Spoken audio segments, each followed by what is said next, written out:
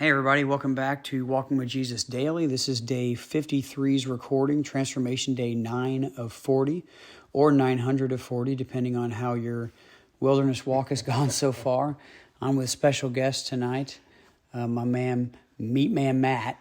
I don't know what else to call you. Feels like 900 days for me, I can promise you. 900 days in the last 48 hours. Yes. I've talked to many people who have been really enjoying this walk in the wilderness. And somebody mentioned to me today, I was talking with John, and I was talking with a lot of people today about how things are going and what they're expecting. And they're like, it's really not easy. And I was like, well, I don't understand what part of wilderness or deny yourself or pick up your cross or temptation, what part of that is either easy or happy, because I've not encountered it yet. The only thing I've encountered is difficult, but yet I can't help but see the tremendous love that God has for me and for everybody that I've talked to, because he is willing to show us where we need him. He's willing to show us the parts of our life that we refuse to get rid of. He's willing to shine a light in the areas where he needs to be king and where he needs to reign, the parts of our life where we allow emotion or anxiety or fear or anger to rule and conquer, as opposed to the fruit of his spirit. And this is going to be leading straight into what we're reading about tonight, which is the last 40 years of the life of Moses. Now, it feels like we didn't even cover the first 40 or the second 40. It's the last 40 that we read the most about. The first 40 being how he was saved through the waters in an ark of sorts, brought up with his mom for the first couple years, and then as an Egyptian, instead of being put to death by being thrown in the Nile, so instead of going under the waters in death, he floated on top of them in life, much like Noah did in the ark. And then he flees and leaves everything. Then he becomes comfortable in his second 40 years, and God asks him to go do a job for him, and he's using every excuse in the book, as they would say, to try to get out of it. I'm not good at talking. I'm not the right guy for this. You've got the wrong person. And God is getting actually kind of irritated with it. If you read into the story further, we're not reading too deep into it because the Exodus study could take years.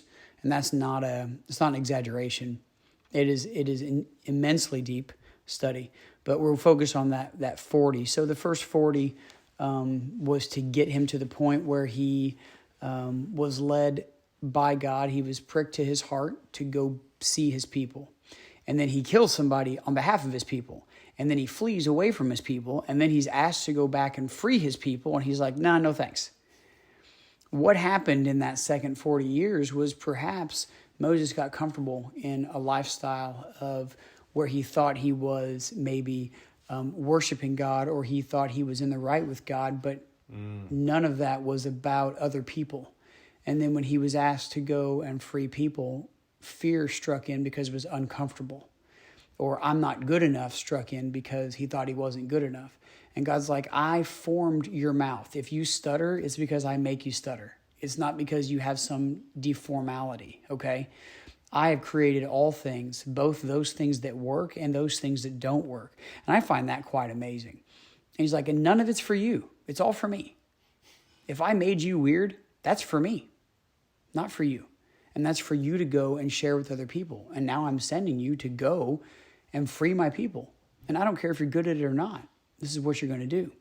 So he goes, okay? And that's kind of where we leave off. Now, what happens in between there?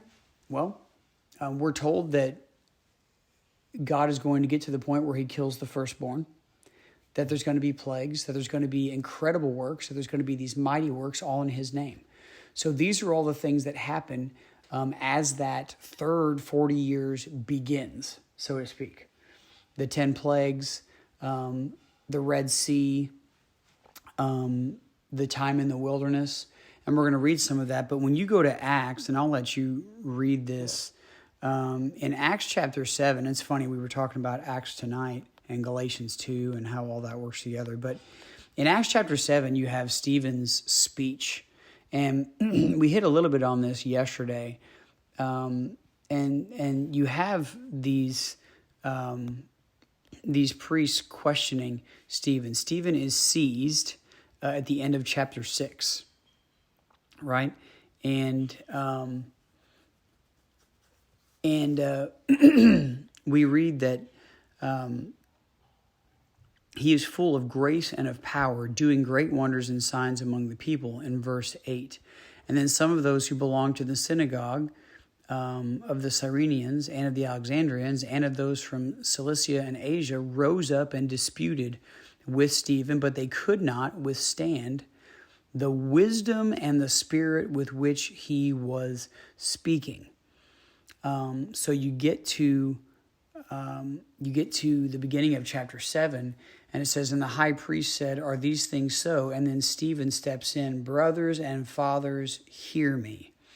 And then he begins with Abraham, and he tells them about their history. He tells them where they came from, and how in verse 6, who would enslave them and afflict them 400 years. But I will judge the nation that they serve, said God.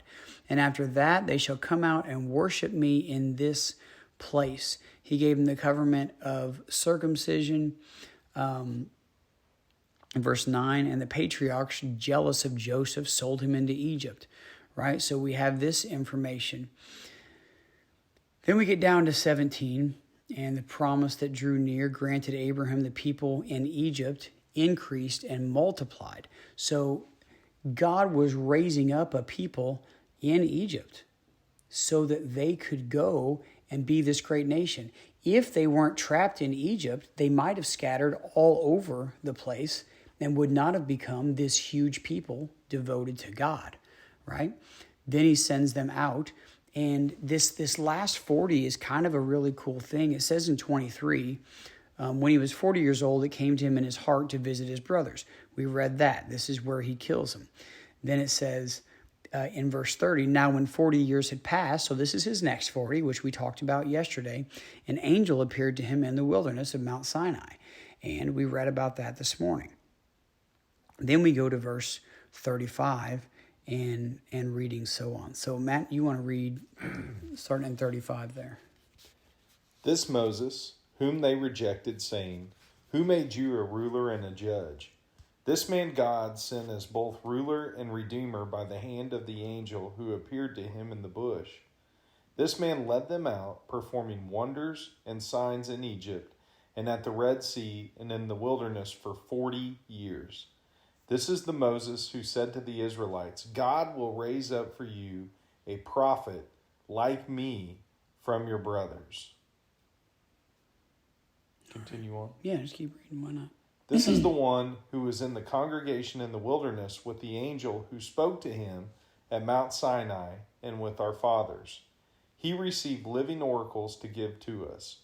Our fathers refused to obey him, but thrust him aside, and in their hearts they turned to Egypt, saying to Aaron, make for us gods who will go before us. As for this Moses who led us out from the land of Egypt, we do not know what has become of him. And they made a calf in those days and offered a sacrifice to the idols, and were rejoicing in their works of their hands. But God turned away and gave them over to worship the host of heaven, as it is written in the book of the prophets. Did you bring to me slain beasts and sacrifices during the 40 years in the wilderness, O house of Israel? You took up the tent of Moloch and the star of your god Rephan, the images that you made to worship, and I will send you into exile beyond Babylon. Our fathers had the tent of witness in the wilderness, just as he spoke to Moses, directed him to make it, according to the pattern that he had seen. Our fathers in turn brought it in with Joshua when they disposed the nations that God drove out before our fathers. So it was until the days of David, who found favor in the sight of God and asked to find a dwelling place for the God of Jacob. But it was Solomon who built a house for him. Yet the Most High does not dwell in houses made by hands, as the prophet says. Oh, very good. Very good. So there's a lot there that is just kind of skipped over. This Moses whom they rejected, right? They rejected him in his first 40 years, saying, who made you ruler and a judge, who ran, right? is now sent by God to be ruler and judge over Israel as a prophet, leading them out by wonders and signs through Egypt and the Red Sea and in the wilderness for 40 years. Now, we're going to study the wilderness for 40 years separately. We're going to study up on Mount Sinai for 40 days and 40 nights separately. But when we look at these very interesting things, my wife and I, oddly enough, were talking about this last night. And we're talking about this study of Exodus. And that's not what we're doing, but we're just think about it for a second. If 400 years was the time for Israel to grow, okay? And then the birth of Israel was the birth canal was basically at the Red Sea, right? So you have 400 years, which would be your 40 weeks of growth, like an infant, like a baby growing in a stomach, right? Yeah. So this nation is growing. The birth canal is the Red Sea, and now they're in the wilderness. And that 40 years in the wilderness is, what are they doing? They're getting rid of anything that is left over as a remnant of Egypt and only taking with them into the promised land what is good. So God is essentially using that 40 years, that whole generation, of getting rid of a generation of pagan worship and introducing into a brand new land a generation of God worshipers. And it's really interesting to think about all of those things coming into play. So this last 40 years, now we read that Moses never made it to the promised land. He only got to see it. What's important here is that Stephen is telling them this information and reminding them they're still acting like Israel that made a golden calf when Moses didn't come down from the mountain for 40 days and 40 nights because they couldn't wait for him. We don't know what's become of this guy. Yes, we saw the 10 plagues. Yes, we saw the Red Sea part. Yes, we've witnessed all these miracles, but that's probably ending now. So we should make ourselves a god because we would need a god, right? Because Moses is dead. He's on that mountain for 40 days. We haven't seen him. It looks terrible up there. There's no way he could survive that. Moving on, Aaron, make us a calf, right? So again, it is Israel turning to their own hearts of wickedness and evil, and it's no different here. And at the end of this, he says in verse 51, you stiff-necked people, uncircumcised in heart and ears, you always resist the Holy Spirit. As your fathers did, so do you. Which of the prophets did your fathers not persecute? And they killed those who announced beforehand the coming of the righteous one, whom you have now betrayed and murdered, you who received the law as delivered by angels and did not keep. So this is telling the story of old of how we're unchanged. We're the same stiff-necked people that we were then. That's why they didn't make it into. That's why they didn't make it into the promised land. Only a certain number did. Only a certain generation did. So now, if we go to, let's see here, it's going to be Deuteronomy 34 and the first 12 verses of Deuteronomy 34. We get kind of the end of Moses' life, but kind of a pretty cool story of the final bit of the life of Moses. Then Moses went up from the plains of Moab to Mount Nebo to the top of Pisgah, which is opposite Jericho. And the Lord showed him all the land, Gilead as far as Dan, all Naphtali, the land of Ephraim and Manasseh, all the land of Judah as far as the western sea, the Negeb and the plain, that is the valley of Jericho, the city of palm trees, as far as Zoar. And the Lord said to him, this is the land of which I swore to Abraham, to Isaac, and to Jacob. I will give it to your offspring. I have let you see it with your eyes, but you shall not go over there. So Moses, the servant of the Lord, died there in the land of Moab, according to the word of the Lord. And he buried him in the valley in the land of Moab, opposite Beth Peor, but no one knows the place of his burial to this day. Moses was 120 years old when he died. His eye was undimmed, and his vigor unabated. And the people of Israel wept for Moses in the plains of Moab 30 days. Then the days of weeping and mourning for Moses were ended. And Joshua the son of Nun was full of the spirit of wisdom, for Moses had laid his hands on him. So the people of Israel obeyed him and did as the Lord had commanded Moses. And there has not risen a prophet since in Israel like Moses, whom the Lord knew face to face. None like him for all the signs and the wonders that the Lord sent him to do in the land of Egypt, to Pharaoh and to all his servants and to all his land, and for all the mighty power and all the great deeds of terror that Moses did in the sight of all Israel. How about that? An amazing person. An amazing person who was not allowed to enter the promised land. Yes. But I will not allow you. Here it is. You can see it. I'll give it to your offspring, and I've let you see it with your own eyes, but you shall not go over there. You will die. Your first 40 years as a Pharaoh's son, essentially. Your second 40 years wandering as a shepherd in Midian.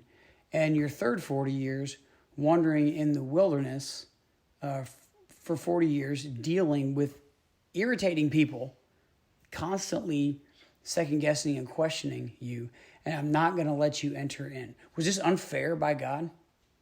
Was it unfair?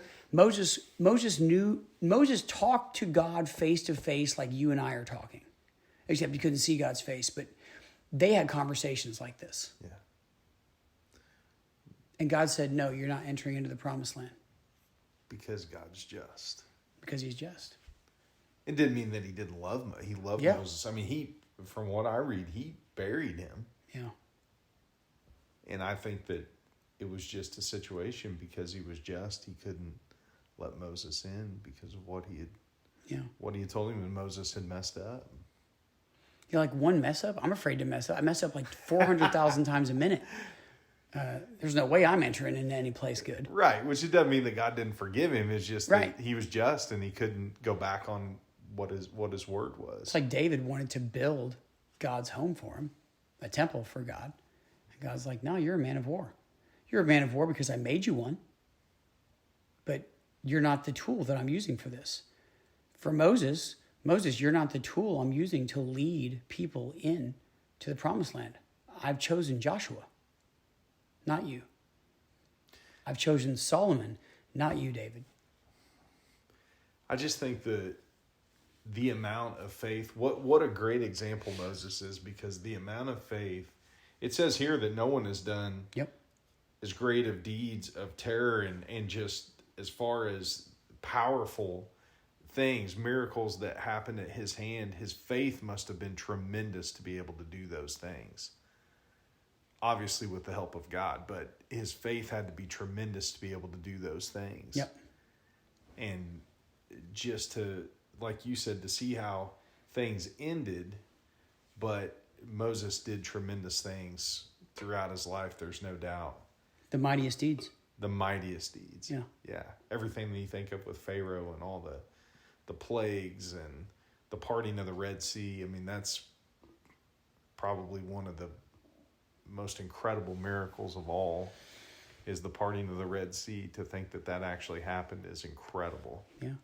And to think that God gave Moses the law. Yes. That they called the law of Moses. Yeah. But whose law was it? It was God's law. God's law. Absolutely. Given to Moses. God parted the Red Sea. God freed his own people. But he constantly uses people to do what he wants. He also uses the earth to do what he wants. He is in control of all things. Both animals, people, wind, water, storms, everything. Like, it's none of it is to chance. None of it is, I'm out of the realm of just being like, well, that was just a freak accident, or that was just I never use the coincidence words, but whatever you want to call it or say. The truth of the matter is that God has his hand in everything, and it may seem terrible, but it'll work out for good for the people who love God. It doesn't say that Moses was upset about this. He accepted it. I mean, we know, we're going to talk about it in a little bit, but when Moses saw the golden calf, he threw the tablets on the ground and broke them, right, out of anger, because he was so upset with the people. And then he goes back up to God, and God's like, I'm going to make another set of tablets because you broke the first ones. He even calls him out for it, right? He's like, Moses, you're as humble as they get, but we got to get control of this anger, buddy. And when he gets to the point in the wilderness where he says, must I strike this rock and cause water to come out of it? You know, I don't know that Moses meant to say, I have the power to do this. I don't know that he meant to say, or to be unhumble and to be prideful, but just to be irritated with. I would be irritated with a people like this. Can you imagine hearing 24/7 of people whining and complaining? It would wear me out. And Moses was a pretty amazing person, to say the least. So his last 30 or 40 years are what we hear the most about. They're where most of the stories are. So we're going to elaborate on those a little bit more. But it's cool that his life was divided up into perfect 40s. And 40 is a very specific number to God, meaning a generation or a transformation or a time of renewal. And he had 40 years of one way of life, 40 years of another way of life, and then 40 years of a complete another way of life, all to end up with God fulfilling his purpose, not having any idea at age 53 that in whatever 27 years or whatever it is, 37 years, he was going to be leading. I guess it'd be 47 years. I don't know. I can't do the math right now. 37 years, 27 years that he'd be leading people to be leading Egypt free from Egypt and performing all these miracles. You know, so it makes me think like of all of the people that are a little bit older in the church or older as Christians, believing that their work is done, that they're hanging up the boots, that I've done the Christian thing, that's for young people to do. Baloney. It's for you to do, bro. You want to inspire a young generation? Be an old guy that boldly speaks the gospel truth. Be an old guy that shows up for every event, moves people, loves people, prays with people, leads classes, whatever it takes to inspire the love of God into other people. And to not be afraid to do that. And to also think not to wait until you're old. Like maybe Moses didn't necessarily need those middle 40 years. Maybe he could have done something about it had he not killed a dude and had to flee. Maybe in his youth, if he hadn't made mistakes, he wouldn't have had to flee for 40 years, then to return after the people wanted to kill him. You know what I mean? Mm-hmm. Like how that course of time maybe was altered, but God already knew it, so it wasn't really altered. But you get what I'm saying? Oh, yeah. Like we could skip the 40 years of wandering in the wilderness and just go to the promised land if we actually spent the previous 40 years preparing for it. If we hadn't spent so much time being evil or so much time seeking out for ourselves. Like you see how this can just go in like this loop? Yes. Okay. Yeah, that's a great point. And going back to, I never really thought about the second part of that, the 40 years that they were in the wilderness, how they were separated from the way of life that they knew in the pagan worship, and literally God was purging that out of them as a people, preparing them for what they were going to experience and who they were supposed to down the road. There's just so many of these 40s. This is the study. Moses fasted twice for 40 days, which is a feat in itself. I mean, that's... Well, you can only be sustained by God. That's the only way you're going to the only way. I mean, you can't do without water for more than 3 or 4 days, food for maybe a week. God sustained him. Yes, the stories are pretty intense and pretty amazing. I would love to elaborate on them more, but we're going to get into these. But just if we put together the 3 parts of Moses' life in the 3 40s and the 3 different people he was, it's good for us to look back on and learn that God loved him even though he didn't give him everything he asked for. God loved him and still punished him.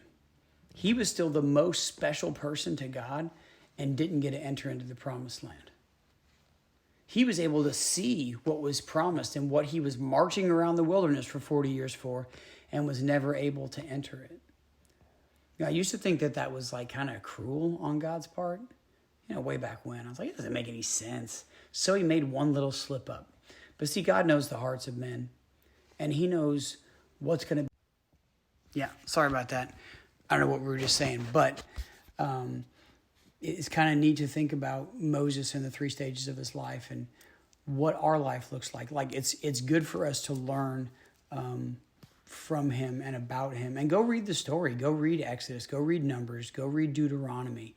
Read about the history and story of Moses, why this person was so special and why he lived these 40s and why 40 is so special and why this mem is in his name, and talks about immersion and through water and how they were saved literally through water, just like baptism or Noah, and how Egypt was dead in that same water. The water that saved Noah and plenished and evacuated the evil in the same way that this water evacuated the evil, although probably a couple of the Israelites should have been left in there. God was giving everybody a chance for freedom because he called them his firstborn son. At this point, they were, because they were going to bring about Jesus. So there's a lot more we could say about this and a lot more we will say about this. But for today, I think that's going to wrap up. I'm recording. Anything to add, Matt? Oh man, I'm looking forward to the next round of it. Yeah, it's been great thus far. Been really cool. It's been good. All right, guys. Love y'all. See you next time.